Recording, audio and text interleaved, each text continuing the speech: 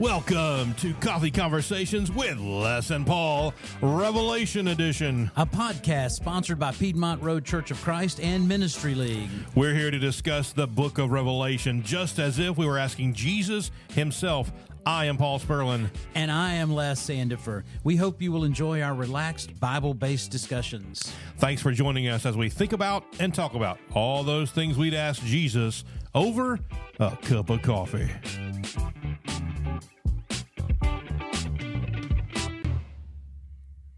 And away we go. And I remembered You did good. to do my part in the intro this time. You did good. Yes. Yes. By saying stuff like that, people know we're recording 2 shows in a row.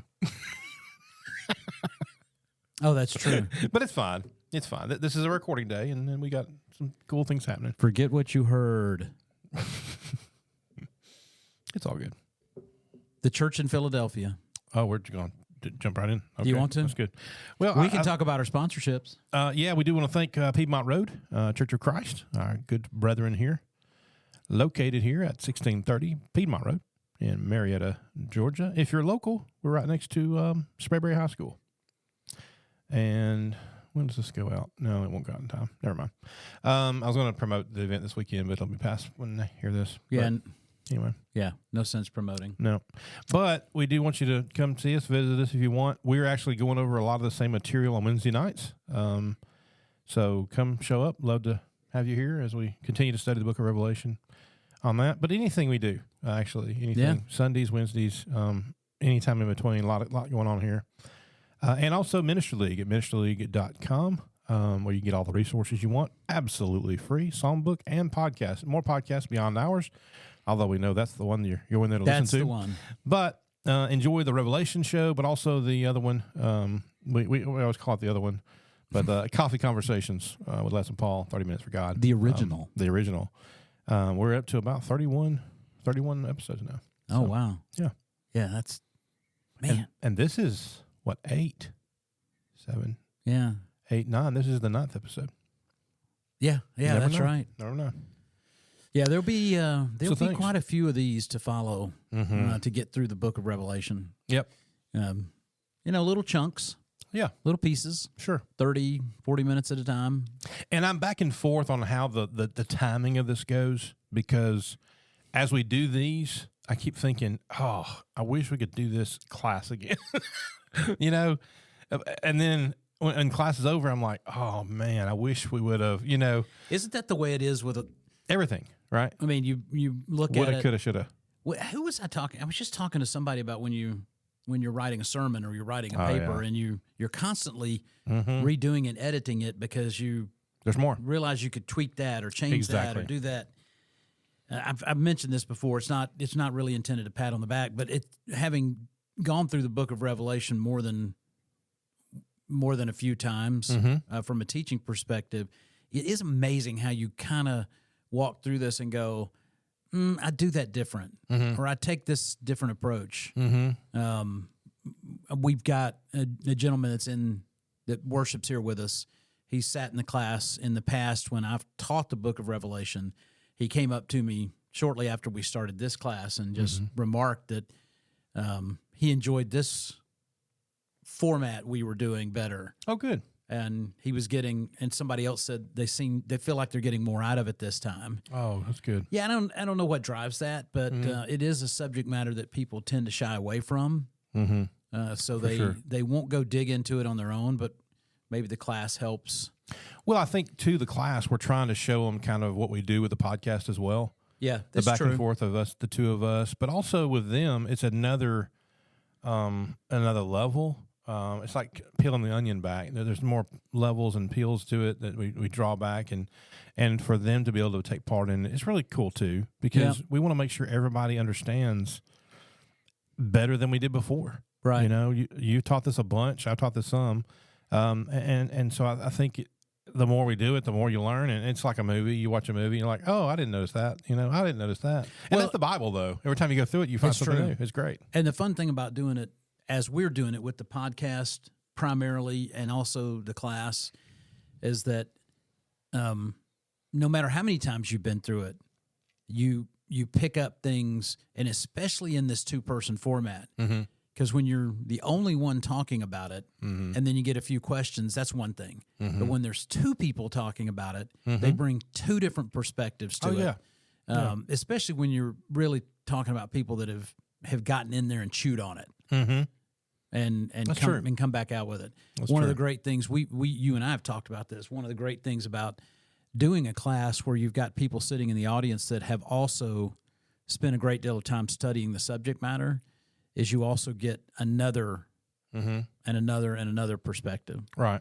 And that just makes us better. I think so. It makes us better as a whole. Definitely so. And on this podcast, we're going to talk about one of the two churches in the sequence that didn't get any reprimands, but certainly the one that gets a lot more commentary. So Smyrna also didn't get any reprimands, but it was the shortest number of verses relative to any of the churches was in Smyrna. Right. Philadelphia, however, covers a lot more ground in terms of the written word and what Jesus said to them. Have you been to Philly? Yes. The U.S. version of Philadelphia, yes. You could have taken that either way. If you've been to this one, that's great too. Yes, I actually have gone there on a business trip. Okay. We were actually going somewhere outside the city, so it was kind of in the rural area. Okay. It was just a quick side thing. It was very interesting because it was a very high-tech finance company that had a campus in an area outside of Philadelphia. But it was very cool because you get out there and it's the countryside, and their campus was actually built into the side of a hill. Oh, wow. So it was very picturesque when you got there. What was the town called? Do you remember? It's probably been a while. Off the top of my head, I don't remember. It was, as I recall, it was a little bit north of Philadelphia, maybe slightly northwest. Remind me later after we get off air. I'll look it up. Does the city Levittown sound familiar? It does, but it may not be it. Okay. Is it? How do you spell it? It's like Levittown. Levittown. Because what came to mind was the company that makes the like switch covers and stuff, Leviton. Okay, cool. That's what came to mind. All right. Which has nothing whatsoever to do with what you're talking about. But I mean, it's fine. No, it's cool. fine. It's good to have context all there. I have been to Philly myself. Have you been to this Philly? I've been to no. I went to the one you're talking about. Okay. I just read about the one we're about to read about some more. Okay. I'd love to go. Oh, I'd love to take a trip to the 7 churches. Yeah, it'd be crazy. That'd be wouldn't it? so neat. Yeah. But no, I lived in Philly, Pennsylvania, for 2 years. Huh. The Naval Shipyard. I was on the aircraft carrier. It was in dry dock. I didn't realize that. Oh yeah. Okay. I worked there for a year before the boat even hit water. Oh. Yeah. What did you do? I was what they call a machinist mate. Did you feel the brotherly love? I mean, they were nice people. It was a busy town. Oh. Where we lived, the Spectrum was really close, and Veterans Stadium was really close. So the Phillies were there. Okay. I'm a Braves fan, so but that's where the Eagles played before they moved to the new stadium, and of course the Spectrum has the Rocky statue in front of it where he ran up to the top of it. Yeah. All that's across the street from the Naval Shipyard. So interesting. Pretty neat. And we did to find a church was interesting because it was a little ways out of town to find a place we could go and feel comfortable. Yeah. And so it was about an hour away, and it was called Levittown. Okay. Yeah. Hence the Levittown Church. Hence the question earlier. Yeah. Yeah. That's what I was asking about that because it was a little ways out, and I didn't know if it was near the same location because it sounds familiar to what you were saying. But anyway, do you have some history information for this church? I mean, I got some stuff because Philadelphia, like they're neighbors with Sardis. Yeah. They also suffered incredibly from the earthquake there of AD 17, and while not so bad affected, they still experienced more frequently, and it was still to their detriment. Right. The walls never ceased being cracked. Was said of what occurred there in AD 17. The walls never ceased to be cracked, and different parts of the city are constantly suffering damage. That is why the actual town has few inhabitants, but the major. So you're saying after the earthquake of AD 17, it just continued to crumble. Yeah, it was pretty. And sad. we're 75, 78 years removed from From that that happening. earthquake Yeah. at the time Correct. all of this occurred. That's right. But now today, I guess based on what you're saying, is there's just Yeah, it was not, harsh. folks really don't live there, Right, it's tough. because of the nature of the. But the majority live as farmers in the countryside. Okay, So they had to go on the outside of town to find work to do, as it was a fertile land. yeah, So that was interesting. The insecurity of life in Philadelphia is was contrasted there in verse 12. We'll read that in a little bit with the promise of the permanent place of the city of God. so I So there's that. never thought about it. Really, it just crossed my mind when you were talking about that there's something to be said for us in understanding the nature of some of these churches, really, because I don't know if there's a direct correlation, but we're going to make at least a passing correlation to the idea that here's the church in Philadelphia where the folks aren't rich Correct. necessarily. They're not blessed with the best things. They're maybe in some ways they're struggling with the infrastructure, the things that go on around them. But there's no reprimands here. That's correct. We just talked about a church that had a history of wealth, even if they weren't, living in that most wealthy time. Right. They had a history of it. We're going to talk about a church next time. Laodicea has the same problem, right? They're rich, physically rich. The church that's rich but poor, right? And here we're talking about a church that isn't blessed with everything in the world. Well, this whole letter is dominated by the sure and certain prospect of life in the kingdom of God. Right. And that's the whole thing. So all of that, the history we just talked about, the crumbling of the city and the destruction and trying to make their way in life, even though that aspect of life kind of stunk, their spiritual life is what kept them strong. Well, and that's the reminder. What put them through. The goal is not the things around you, the things here. That's exactly right. The things you accumulate. That's exactly right.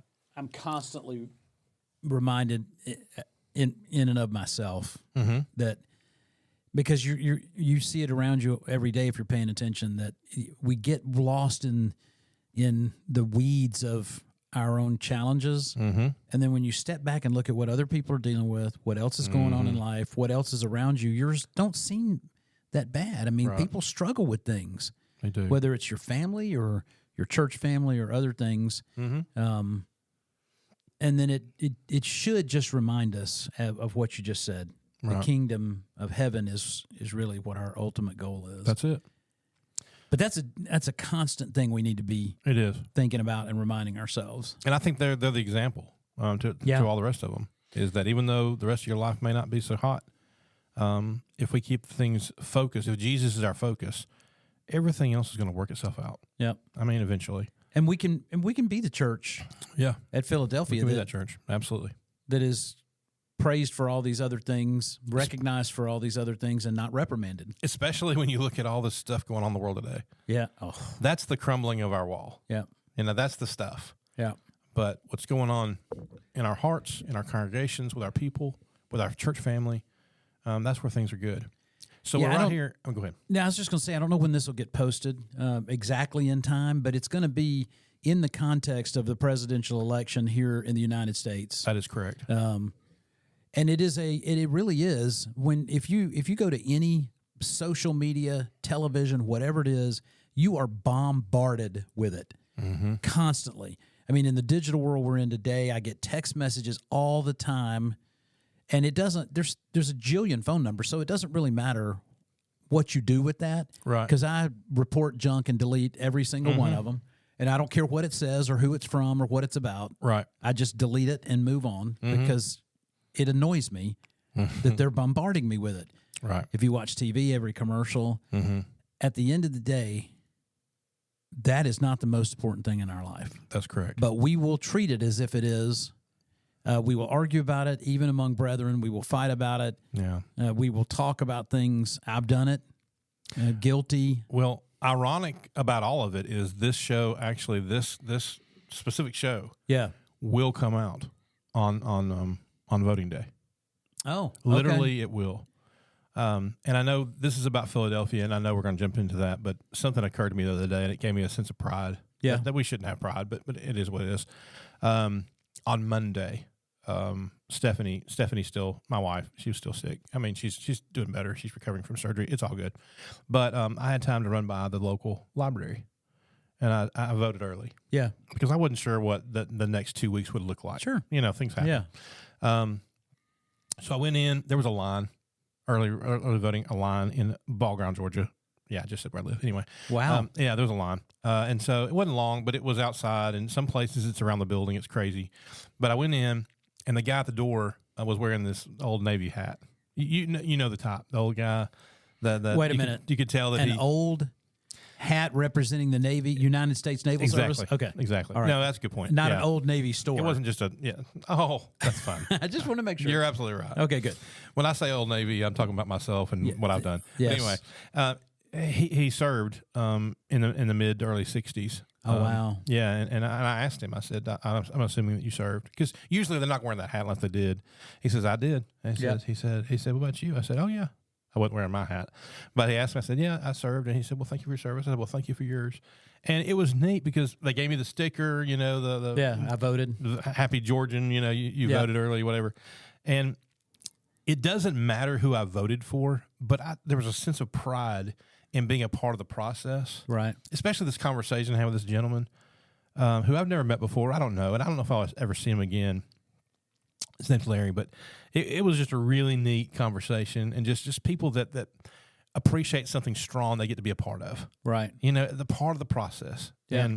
And as I got in my car, I sat down, I thought, am I going to make a video about this? Am I going to promote this somehow? Because here's the deal. Yeah. We don't want to do a whole politics show. Right. But let me just say, it doesn't matter who I voted for, because God's in control. Right. He's going to take care of it. Yeah. But it's kind of cool as an American to be able to be a part of the process, knowing good and well that it doesn't really matter who wins. Yeah. God's going to win. And these folks in Philadelphia, they also dealt with some crazy stuff. Let's be honest. Right. We watch television. You're seeing some garbage on television because of everybody's after each other. I can't wait till this vote is over so we can get back to life again. Right. But they're dealing with stuff around their life. But the good stuff, what matters most, is going well. Yeah, and that's kind of neat. And I do think from a perspective of how we operate as citizens in the world and citizens in our own country, Paul told the church at it just jumped out of my head, at Rome. Wasn't it the where he talks about being in subjection to the powers, the world powers? Oh yeah. Render things Romans 30. Yeah. Just one of those things where you have a mental blank. But no, you're good. We have an obligation to live in that part of the process, and to do it. I do think we have to be cognizant of who we are when we think about who we're voting for. Right. And to me, that fundamentally boils down to God. Right. And being cognizant of what they represent in terms of policies towards the things that matter to God. Right. But other than that, it shouldn't become a test of fellowship and all those sorts of things. So, yeah, and when you look at to your point about Philadelphia, when you look at Philadelphia, it's definitely a reminder that those things only matter so much because God is in control. That's true. And in the end, we may not, as a country, may not be ultimately godly, no matter who serves in that office and what they stand for. Right. Because we live in a country full of people that aren't godly. Yeah. And they never will be. And that's what Philadelphia faced. That's right. And they that live being in that said, world. that's absolutely true. But that being said, that's why we continue to pray for government officials. That's right. Because most of them aren't living the life that pleases God. That's right. And that means God's probably not listening to their prayers. Yeah. But he's sure going to listen to yours. Yeah. He's going to listen to mine. And that's why we keep praying. Yep. Fair. So, that's a great point. So go vote. And right now, go turn to Revelation 3, verse 7. That's right.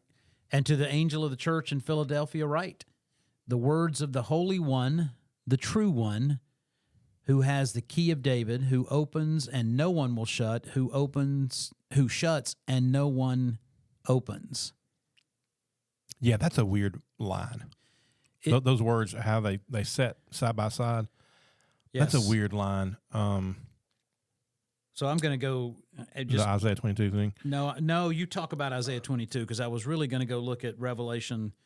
Who opens and no one will shut, who shuts and no one opens. First of all, the key of David, that's Jesus. There's a connection there. We're looking for those.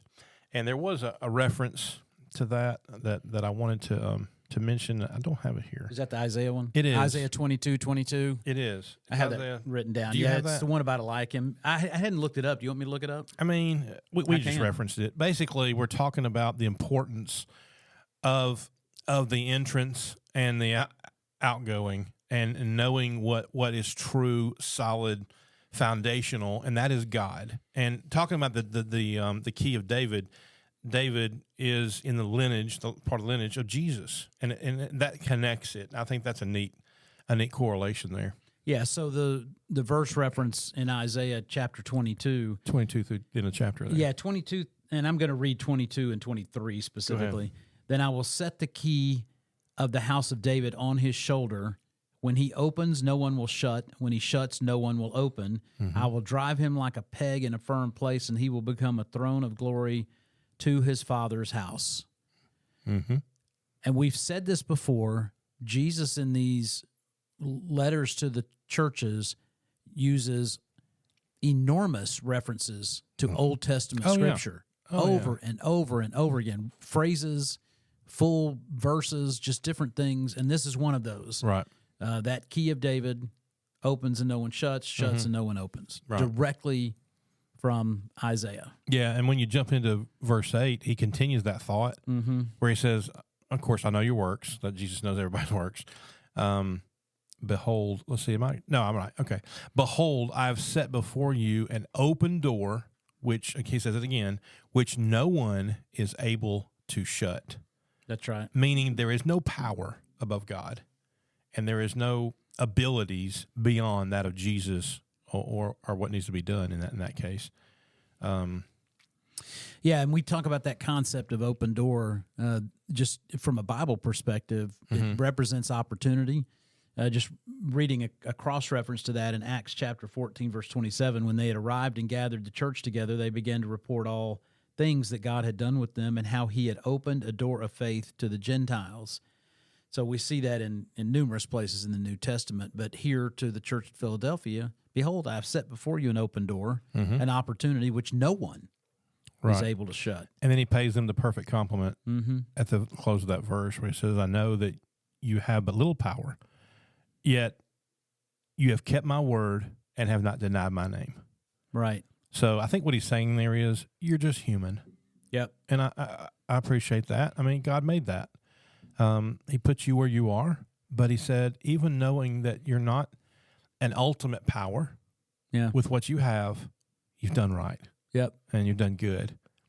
And so I think God, through Jesus here, and when I know your works, he's saying, I know that you live for me, and I know that you haven't denied me. And that's what makes you who you are in Philadelphia. And a message, Pretty cool. and a message really to each of us. Oh, yeah. Oh, for sure.